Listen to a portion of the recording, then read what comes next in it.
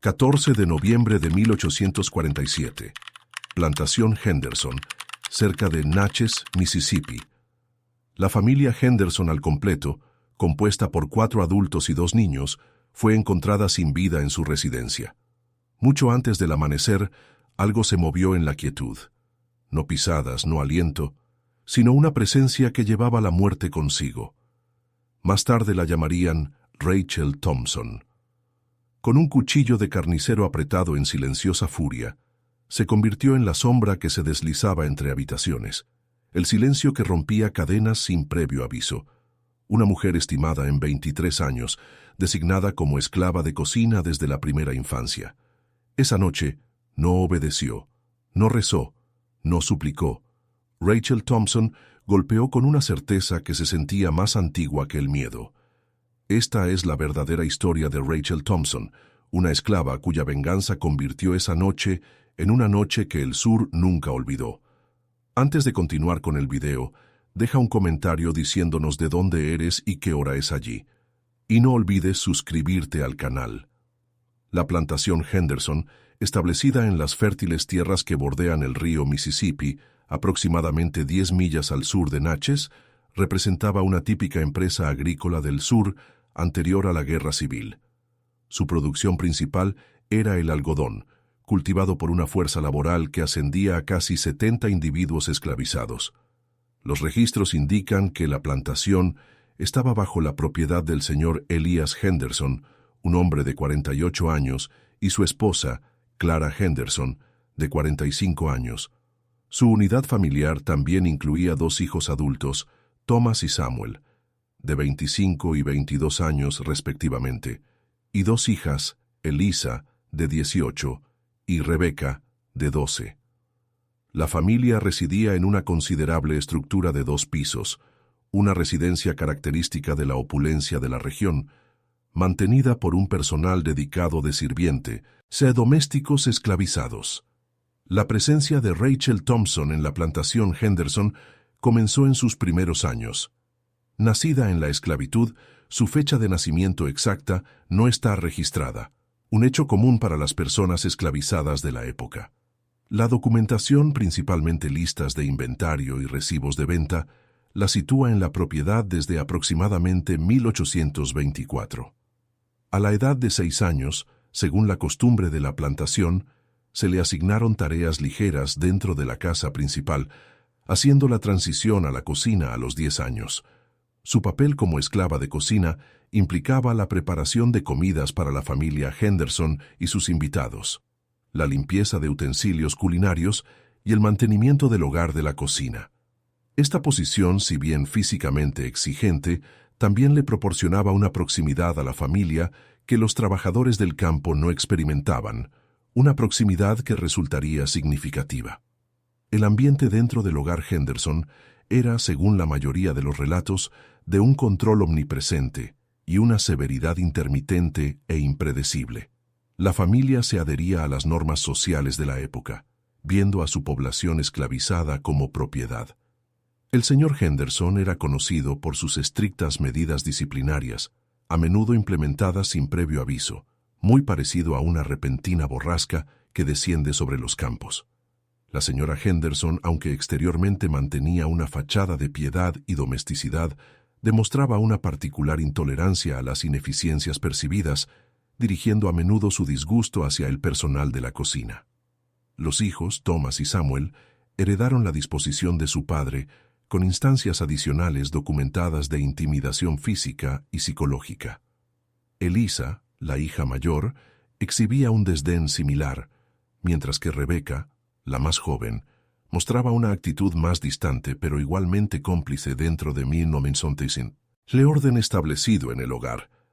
La rutina diaria de Rachel era un ciclo ininterrumpido, un ritmo monótono que se sentía tan constante y opresivo como la humedad del verano. Sus mañanas comenzaban antes del amanecer, avivando los fuegos de la cocina, preparando los alimentos básicos del desayuno, sémola de maíz, jamón, galletas, para la familia. Los sonidos de su trabajo, el tintineo de las ollas de hierro, el silbido de la plancha, solían ser los primeros ruidos que se escuchaban en la casa principal. A lo largo del día, Se movía con una eficiencia practicada, sus movimientos silenciosos, casi imperceptibles. Existía en un estado constante de preparación, anticipando necesidades, ejecutando tareas con una precisión nacida del miedo y la repetición. La más mínima desviación, un plato preparado incorrectamente, un retraso en el servicio, podía desencadenar un torrente de reprimendas, a menudo acompañadas de castigos físicos. Estos incidentes, aunque no exclusivos de Rachel, eran una presión constante y acumulativa, como un frente de tormenta que se gestaba lentamente en el horizonte distante. Los testimonios de los testigos, principalmente de otros individuos esclavizados interrogados después del suceso, describen a Rachel como una persona de pocas palabras. Su comportamiento se observaba constantemente como reservado, su mirada a menudo dirigida hacia abajo. Esta quietud, inicialmente interpretada como docilidad, fue posteriormente reevaluada a la luz de los acontecimientos subsiguientes. No era la calma de la sumisión, sino la quietud que precede a un cambio sísmico en la presión atmosférica. Los registros no sugieren actos manifiestos de desafío por parte de Rachel antes de noviembre de 1847, ni intentos documentados de escape, ni muestras públicas de ira. Su paisaje interior permaneció en gran parte inobservado, un sistema meteorológico oculto gestándose bajo una superficie plácida. El catalizador de los acontecimientos del 14 de noviembre de 1847 no se detalla explícitamente en los registros supervivientes. El detonante preciso PRM amanece envuelto en las lagunas inherentes de la documentación histórica relativa a las experiencias de las personas esclavizadas. Sin embargo, las declaraciones de otros individuos esclavizados, recogidas durante la investigación posterior, proporcionan fragmentos de información. Estos relatos, a menudo contradictorios debido al miedo y la coacción, se unen en un patrón de opresión omnipresente y de baja presión que se intensificó gradualmente, muy parecido a un frente atmosférico persistente que se niega a disiparse. Estos relatos describen un hogar donde la población esclavizada soportaba no solo las dificultades físicas del trabajo forzado, sino también un bombardeo constante de agresiones psicológicas. Para Rachel, la cocina, un espacio de actividad constante, se convirtió en un microcosmos del clima más amplio de la plantación. La señora Henderson, una mujer cuyo temperamento podía cambiar con la repentina rapidez de una borrasca, empleaba con frecuencia el abuso verbal, a menudo dirigido a Rachel. Los registros detallan casos en los que los errores en la preparación de alimentos, como un pan quemado o un guiso insuficientemente sazonado, resultaban en periodos prolongados de humillación pública. En una ocasión, documentada por una entrada en el libro de contabilidad personal del señor Henderson, que anotaba la compra del alimento, Rachel sufrió una contusión en el brazo después de una discusión sobre la frescura de los huevos. La entrada del libro de contabilidad lo registra como una medida disciplinaria por insolencia, un eufemismo común en la época. Los detalles específicos del altercado están ausentes, pero la presencia de la lesión es un hecho verificable.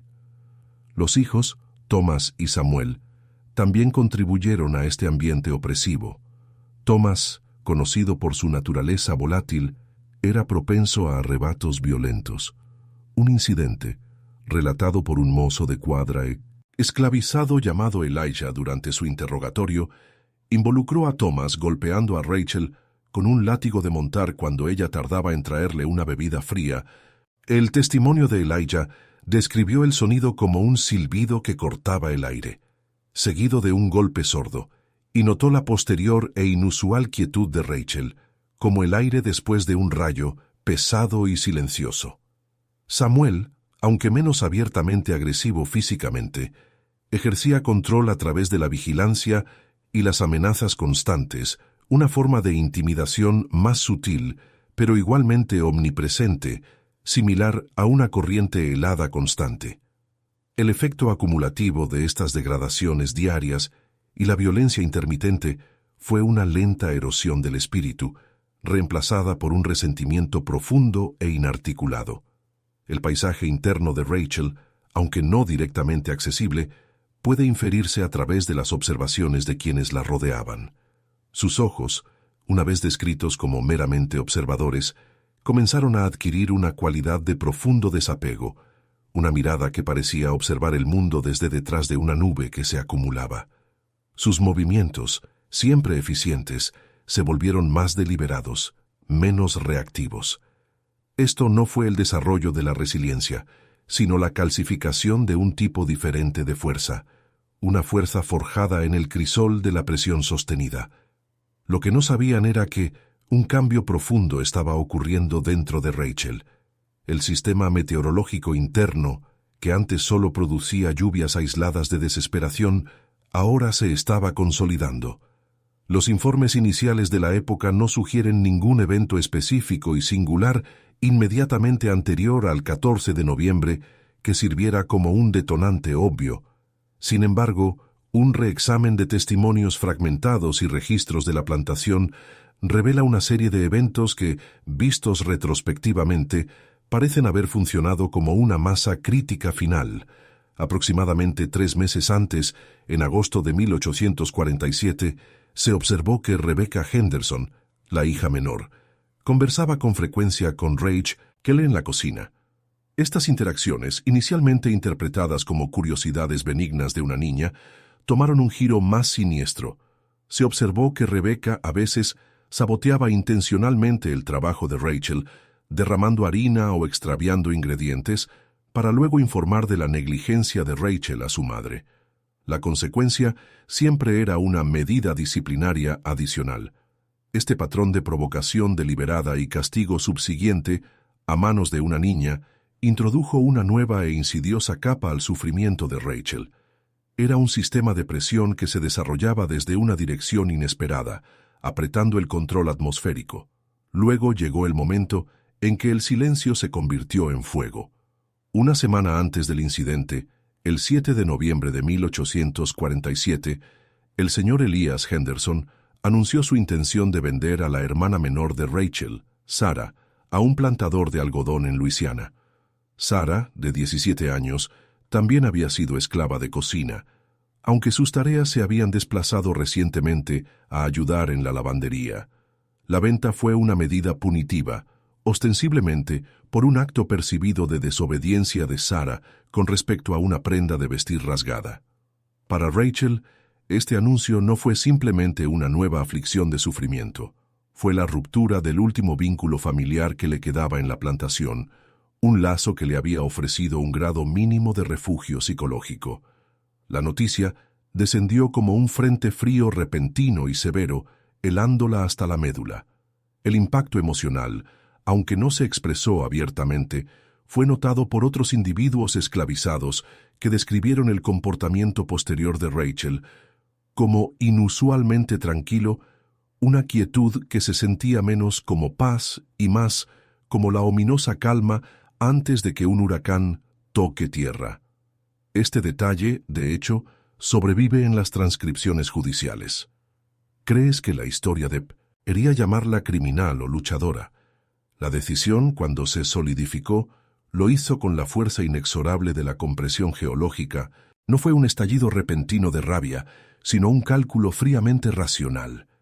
Un frente frío que se movía con un propósito. Los registros no ofrecen información sobre el monólogo interno de Rachel, pero sus acciones posteriores sugieren una fase de planificación caracterizada por la observación metódica y la evaluación estratégica. Comprendía los ritmos del hogar Henderson, las horas de sueño de la familia, las ubicaciones específicas de sus dormitorios, los puntos de acceso. Conocía la ubicación de cada utensilio en la cocina, cada cerrojo en cada puerta. Este conocimiento íntimo, normalmente una herramienta para el servicio eficiente, se convirtió ahora en un plano para un objetivo completamente diferente. El cuchillo de carnicero, una pesada hoja de acero al carbono con mango de hueso, era un objeto familiar en las manos de Rachel. Era la herramienta que usaba a diario para preparar carne, para desmembrar y porcionar. Su peso, su equilibrio, su filo, eran extensiones de su propia fisicalidad. La noche del 14 de noviembre de 1847 fue meticulosamente limpiado, afilado con una piedra de amolar y ocultado bajo su camastro en los aposentos de los esclavos. Esto no fue un acto de violencia impulsiva, sino de intención premeditada, una tormenta que reunía su energía destructiva con una precisión escalofriante. La tarde del 14 de noviembre transcurrió como cualquier otra.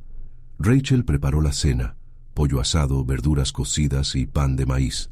Sirvió a la familia en el comedor, moviéndose con su habitual y silenciosa eficiencia. Ningún miembro de la familia Henderson, ni los demás individuos esclavizados presentes, notaron desviación alguna en su comportamiento. La atmósfera en el comedor era de típica domesticidad, ajena a la presión atmosférica que se acumulaba más allá de su percepción. Después de recoger los platos, regresó a la cocina, completó sus tareas y se retiró a Levinos en los aposentos de los esclavos, una pequeña cabaña compartida con otras 2 mujeres. Las otras mujeres testificaron más tarde que Rachel se acostó en su camastro, en silencio, con su respiración regular, hasta que ellas se quedaron dormidas. Este periodo de sueño fingido fue un componente crítico de su secuencia operativa, una calma engañosa antes del evento meteorológico.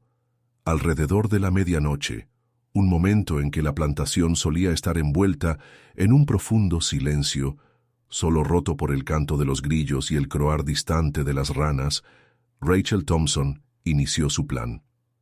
La luna, en cuarto creciente, ofrecía una iluminación mínima, oscureciendo aún más sus movimientos. El aire estaba inmóvil y pesado, una quietud palpable que a menudo precede a un cambio violento en el clima.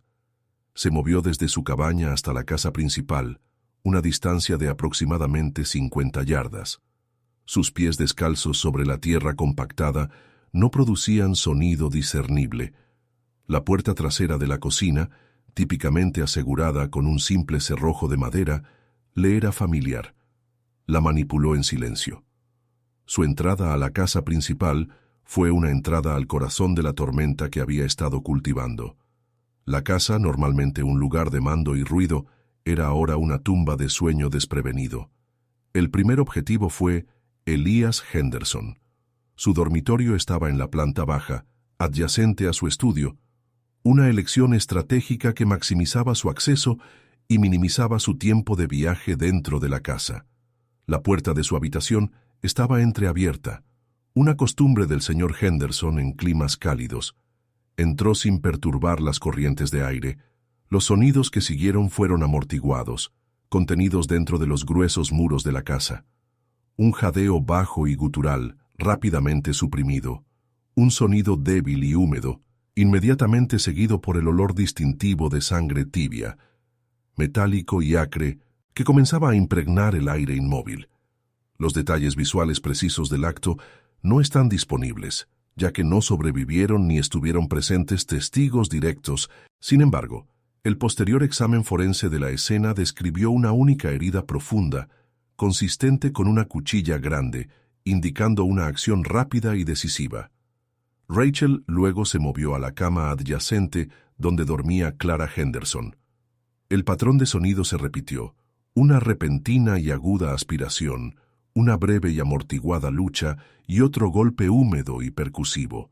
El aire en la habitación se volvió pesado, un peso tangible de precipitación inminente.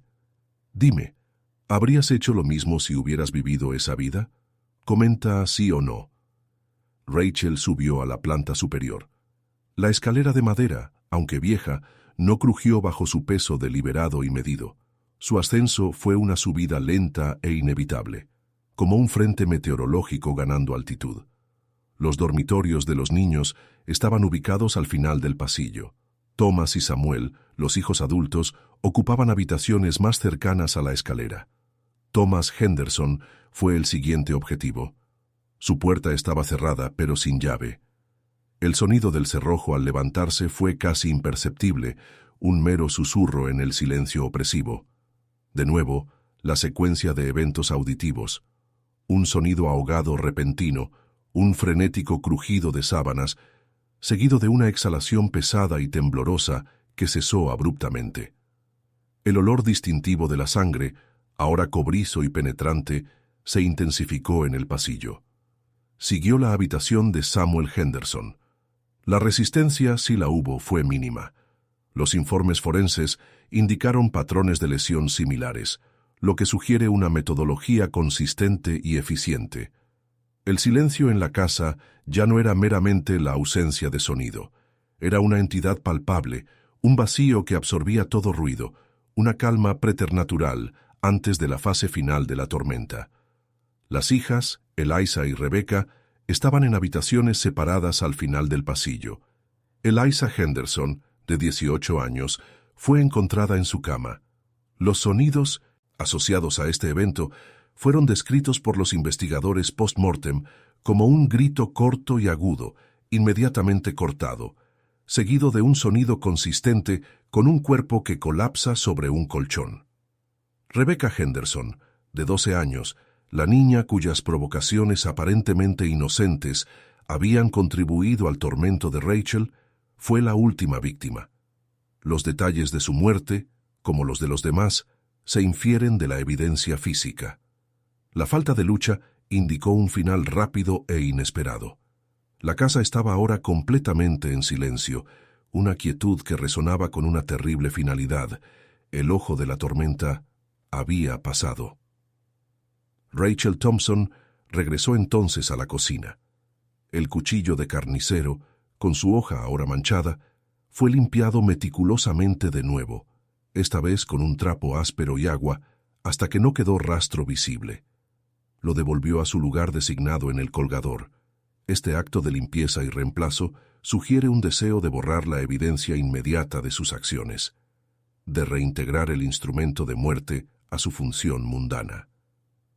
Luego salió de la casa principal, desandando sus pasos a través de la oscuridad previa al amanecer. El aire exterior, aunque quieto, se sentía diferente, purgado, quizás, por la violencia que acababa de ocurrir. Al regresar a los aposentos de los esclavos, Rachel se acostó en su camastro. Las otras mujeres seguían dormidas.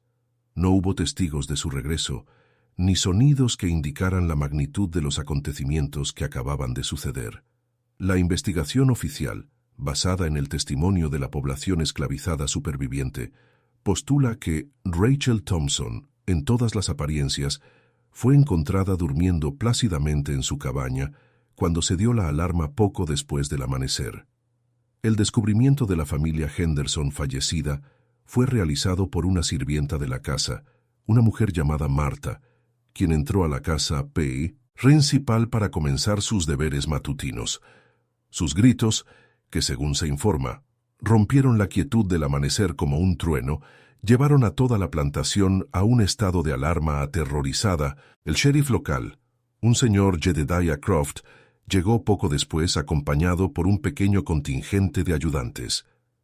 La escena dentro de la residencia Henderson era de profundo horror, un crudo testimonio de la ferocidad de la tormenta invisible que había barrido la noche. El olor penetrante a sangre, combinado con la quietud de los cuerpos, creó una atmósfera de escalofriante pavor. La investigación inicial se centró en la posibilidad de un robo o un intruso externo.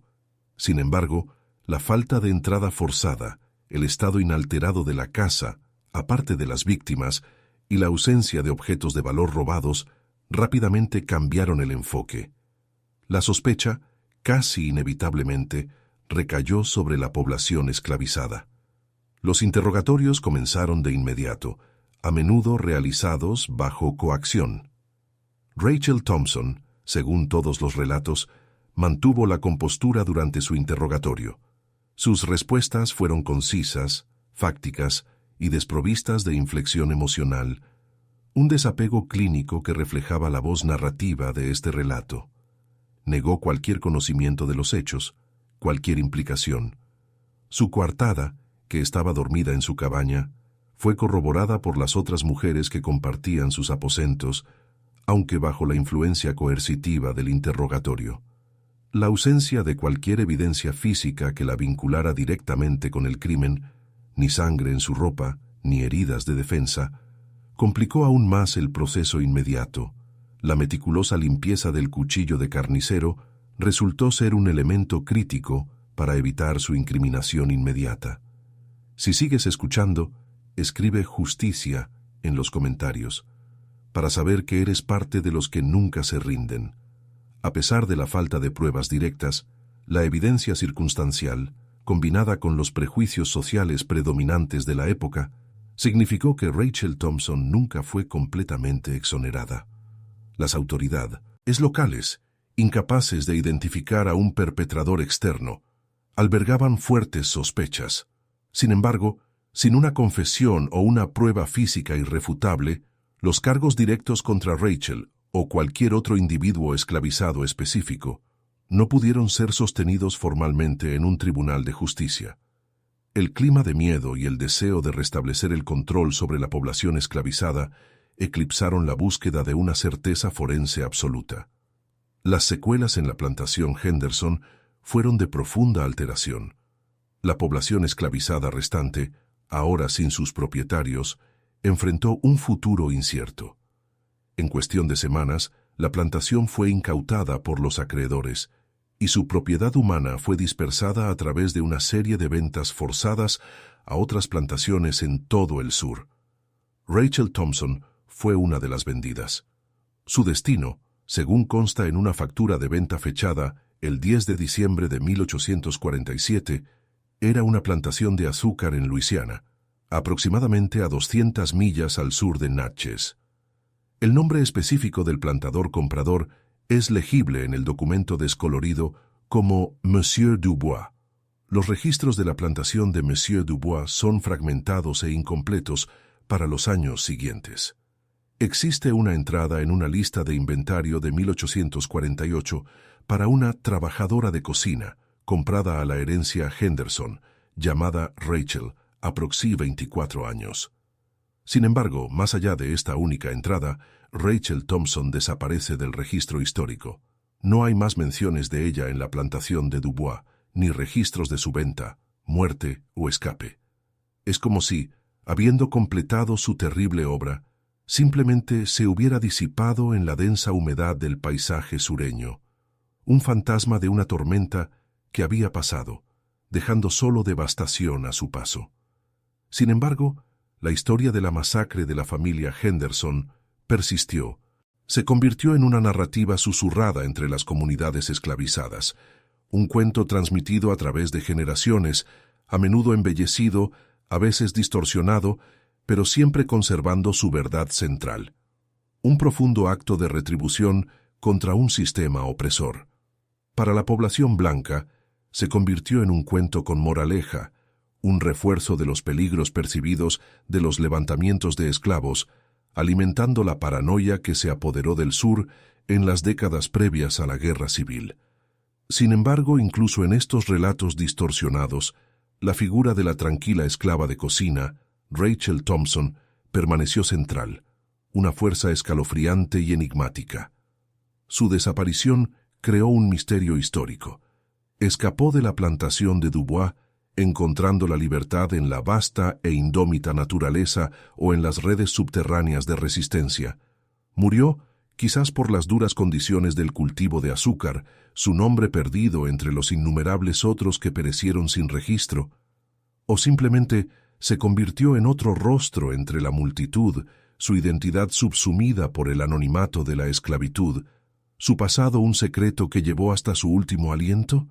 Los registros no ofrecen respuestas definitivas, solo un profundo silencio donde su historia de vida debería continuar. La ausencia de una conclusión definitiva solo amplifica el poder de sus acciones, permitiendo que su historia resuene con la fuerza de un trueno no liberado, haciendo eco para siempre en los anales de una historia violenta. Suscríbete no por el contenido, sino para mantener vivas estas historias. Los años formativos de la vida de Rachel Thompson estuvieron meticulosamente estructurados en torno a las exigencias de la cocina Henderson. Desde los 10 años, su formación fue precisa, casi científica en su metodología. Aprendió a identificar los sutiles cambios en el calor del hogar, a calibrar el momento exacto en que una llama prendería, o cuando las brasas proporcionarían una combustión lenta y constante. Sus manos, inicialmente pequeñas y torpes, desarrollaron una destreza que le permitía manejar cuchillos afilados con eficiencia y levantar pesadas ollas de hierro sin esfuerzo. Aprendió las ubicaciones de almacenamiento de cada especia, cada corte de carne, cada frasco de conservas. Este conocimiento detallado de la topografía de la cocina, sus implementos y sus ritmos, se convirtió en una parte arraigada de su ser, un mapa meteorológico de su existencia diaria. Sus instructores eran mujeres esclavizadas mayores, ellas mismas producto de generaciones de servidumbre, que transmitían no solo técnicas culinarias, sino también una comprensión implícita de la intrincada dinámica de poder del hogar.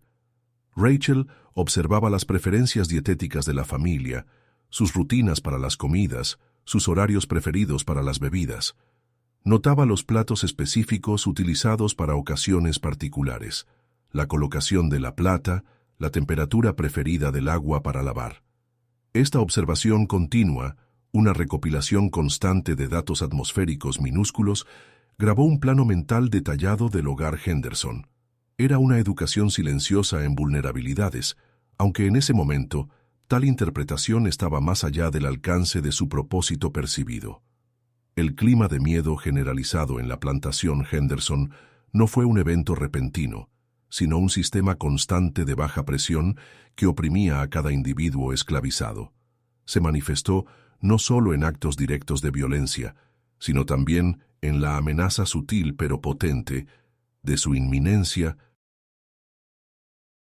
El chasquido de un látigo en los campos, llevado por el viento, servía como un recordatorio escalofriante de las consecuencias de la insubordinación percibida. Las conversaciones susurradas entre los esclavizados, las miradas esquivas, el monitoreo cuidadoso del humor de los amos, todos eran indicadores de una comunidad que vivía bajo una perpetua nube de aprehensión. Para Rachel, este miedo era un zumbido constante de fondo, como el lejano retumbar de un trueno que nunca llega a convertirse en una tormenta completa, pero siempre promete una. Fue testigo de innumerables pequeñas injusticias, las indignidades diarias que minaban la humanidad de sus compañeros. Un peón de campo, Moisés, fue azotado por una percibida lentitud en su trabajo, sus gritos resonando por los campos como una ráfaga de viento repentina. Una joven, Elisa, fue separada por la fuerza de su hijo pequeño y vendida a un plantador distante, su desesperación una niebla palpable y asfixiante que se cernió sobre los aposentos durante días. Estos eventos no fueron infligidos directamente a Rachel, pero fueron absorbidos, como la humedad en la tierra, saturando lentamente su paisaje interno. Cada incidente era una gota en un torrente creciente, acumulándose bajo la superficie de su tranquila actitud. Algunos notaron sutiles cambios en el barómetro interno de Rachel, aunque nunca los comprendieron del todo. Una mujer mayor llamada Tia Mae, que había supervisado la formación de Rachel en la cocina, una vez observó a Rachel mirando el cuchillo de carnicero, no con la concentración habitual de una tarea, sino con una intensidad que Tia Mae describió más tarde como una mirada que podía cortar la piedra. Tia Mae, hablando bajo coacción durante la investigación, no pudo articular el significado completo de su observación en ese momento, solo que se registró como una calma inusual, como el aire se pone pesado justo antes de una gran tormenta. Esto no fue un acto de desafío, sino una reevaluación tranquila e interna del potencial de un objeto.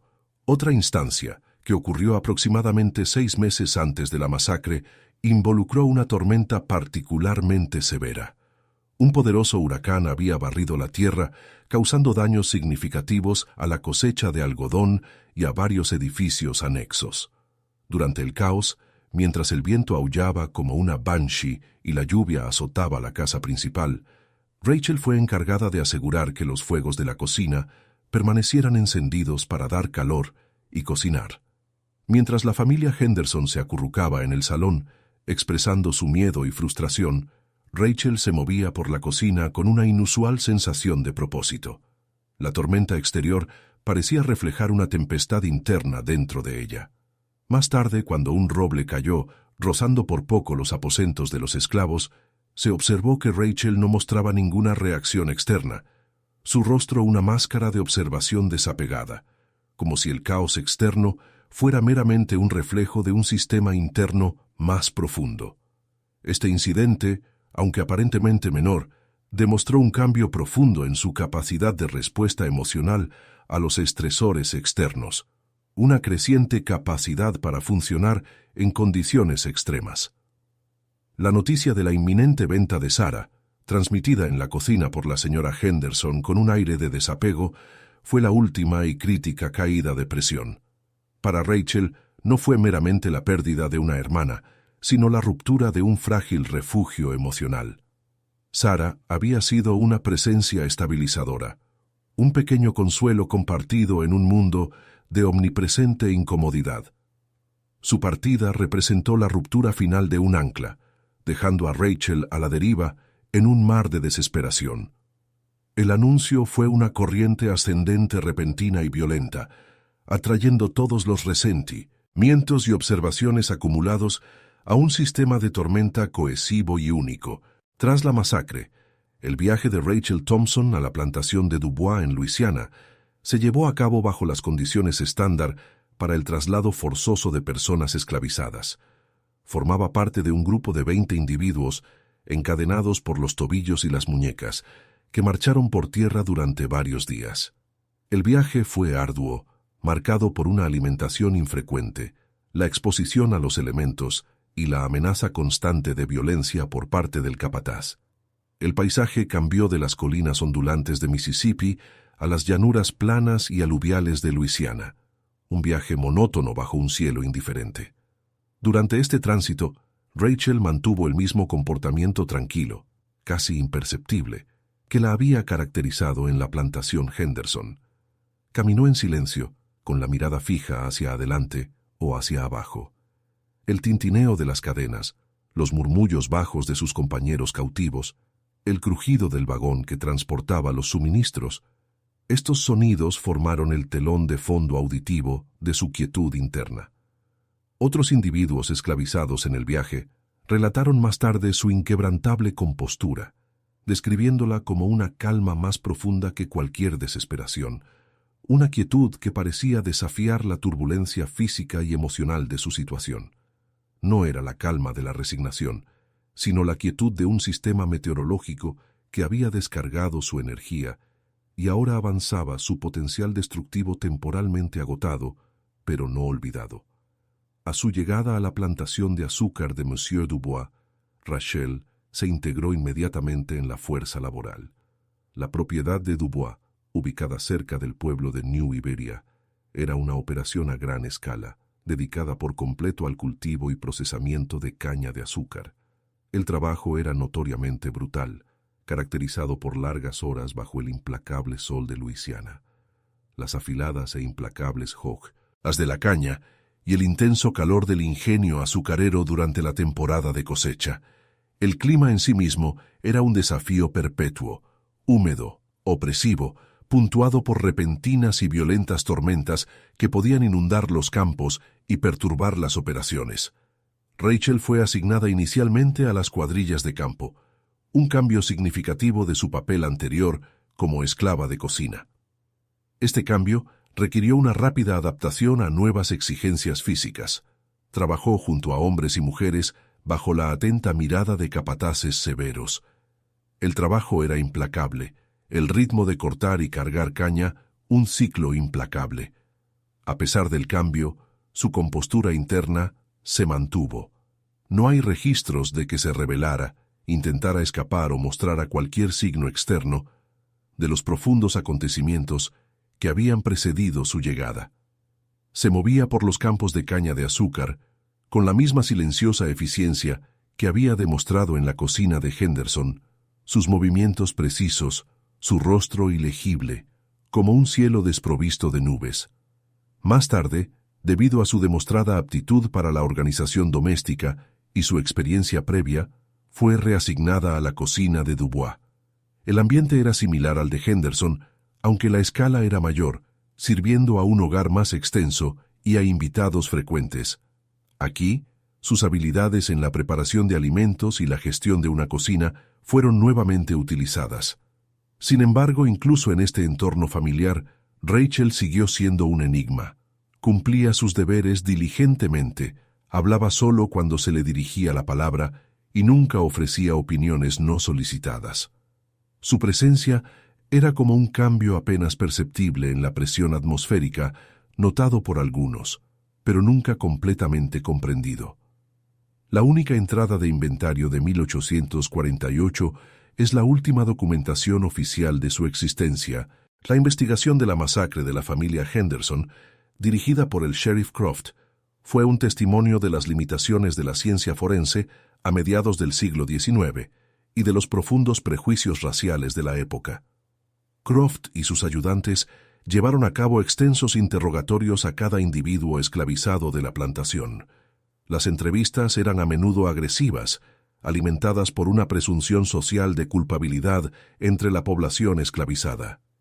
La frustración del sheriff aumentaba a medida que no se obtenían confesiones ni surgían pruebas físicas definitivas para implicar a un individuo específico.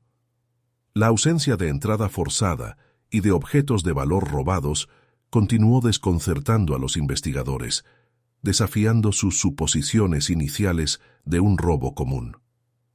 La comunidad local, presa de un miedo palpable, exigió justicia rápida. El incidente creó un efecto escalofriante, como una repentina caída de temperatura, extendiendo la ansiedad entre otros propietarios de plantaciones que temían levantamientos similares. Folletos y artículos de periódico, a menudo sensacionalistas, circularon por toda la región, alimentando la paranoia y los llamamientos a códigos de esclavos más estrictos.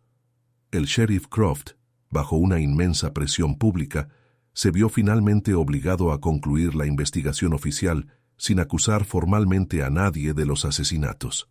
El informe oficial, un documento caracterizado por su lenguaje especulativo y su incapacidad para nombrar a un perpetrador, declaraba: la familia Henderson encontró su fin prematuro a manos desconocidas, probablemente desde dentro de su propio hogar, aunque las pruebas siguen siendo elusivas. Esto dejó el caso abierto, una tormenta sin un punto de origen claro, cuya trayectoria completa se desconocía. La historia, sin embargo, no murió con la investigación oficial. Evolucionó mutando a medida que pasaba de susurro en susurro. Entre los esclavizados, el nombre de Rachel Thompson se convirtió en un símbolo, una leyenda susurrada de silenciosa retribución. Sus acciones, aunque nunca abiertamente atribuidas, se entendieron como un profundo acto de justicia, un súbito despeje de la atmósfera opresiva, por breve que fuera. Para la población blanca, el cuento se convirtió en una amenaza fantasma, un miedo tácito de que cualquier rostro tranquilo y servil pudiera albergar una tempestad oculta. El misterio de su desaparición solo amplificó la leyenda, transformándola de un individuo específico en una fuerza espectral y perdurable. El vacío histórico, donde debería estar el destino de Rachel Thompson, permanece. Encontró una medida de libertad, viviendo sus días bajo un nombre diferente, un cielo diferente. Simplemente se desvaneció en la masa anónima de los esclavizados, convirtiéndose su acto extraordinario en un secreto que llevó a una tumba sin nombre. Los registros no ofrecen respuestas definitivas, solo un silencio persistente, una laguna en el informe meteorológico histórico. Su historia perdura, un testimonio del hecho de que incluso en las historias más meticulosamente documentadas, ciertas narrativas escapan, convirtiéndose en fenómenos atmosféricos que desafían una fácil categorización, su impacto sentido mucho después de que su presencia física se haya disipado. La ubicación precisa de su fin, como la magnitud total de la tormenta que desató, sigue siendo una pregunta profunda e irrespondible. Suscríbete no por el contenido, sino para mantener vivas estas historias. El destino final de Rachel Thompson sigue siendo una anomalía histórica sin resolver. Su desaparición de los registros formales después de la entrada del inventario de 1848 en la plantación de Dubois no es un descuido, sino un abismo en la historia documentada.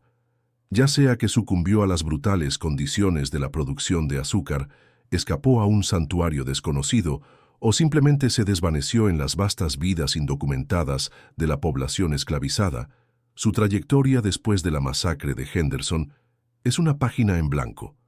Esta falta de una conclusión definitiva, sin embargo, no disminuye el profundo impacto de sus acciones. En cambio, transforma su historia en un fenómeno atmosférico persistente, una fuerza poderosa e incuantificable cuyo origen y disipación están envueltos en las brumas del tiempo, dejando solo la innegable evidencia de su paso y la persistente pregunta de qué sucede realmente con una tempestad una vez que su furia ha estallado. Suscríbete no por el contenido, sino para mantener vivas estas historias.